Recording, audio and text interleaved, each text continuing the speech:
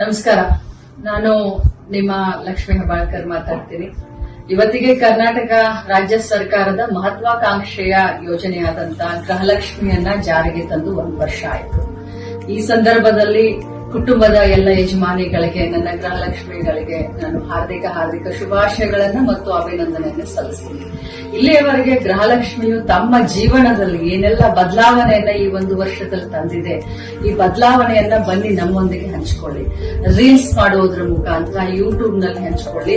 ಯಾರು ಜಾಸ್ತಿ ರೀಲ್ಸ್ ಓಡುತ್ತೆ, ವ್ಯೂಸ್ ಸಿಕ್ಕುತ್ತೋ ಅಂತ ಕುಟುಂಬಕ್ಕೆ, ಅಂತ ಯಜಮಾನಿಗೆ, ಅಂತ ಗೃಹಲಕ್ಷ್ಮಿಗೆ ನಿಮ್ಮ ಲಕ್ಷ್ಮಿ ಹೆಬ್ಬಾಳ್ಕರ್ ಕಡೆಯಿಂದ ಒಂದು ಬಹುಮಾನ 1 ತಿಂಗಳು ಅಂದ್ರೆ ಸೆಪ್ಟೆಂಬರ್ 30ನೇ ತಾರೀಕಿನವರೆಗೂ ನಿಮ್ಮ ರೀಲ್ಸ್ ಗಳನ್ನ ಯೂಟ್ಯೂಬ್ ಗಳಲ್ಲಿ, ಫೇಸ್ಬುಕ್ ನಲ್ಲಿ ಅಥವಾ ಇನ್ಸ್ಟಾಗ್ರಾಮ್ ನಲ್ಲಿ ಹಂಚಿಕೊಳ್ಳಿ.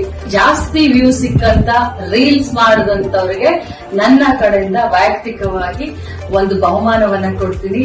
ಹರಿಯಪ್ ಮೊದಲ 50 ಜನರ ದಾರಿಯನ್ನ ನಾನು ಕಾಯ್ತಾ ಇರ್ತೀನಿ. ಖಂಡಿತವಾಗ್ಲೂ ತಾವೆಲ್ಲರೂ ಈ ಒಂದು ರೀಲ್ಸ್ ಮಾಡೋದ್ರ ಮುಖಾಂತರ ಈ ಒಂದು ಗೃಹಲಕ್ಷ್ಮಿ ಯೋಜನೆಯಿಂದ ತಮ್ಮ ಜೀವನದಲ್ಲಿ ಆದಂತ ಬದಲಾವಣೆಯನ್ನ ನಮ್ಮೆಲ್ಲ ಕರ್ನಾಟಕ ರಾಜ್ಯದ ಜನರ ಜೊತೆ ಹಂಚಿಕೊಳ್ಳಿ. ತಮ್ಮೆಲ್ಲರಿಗೂ ಶುಭಾಶಯಗಳು.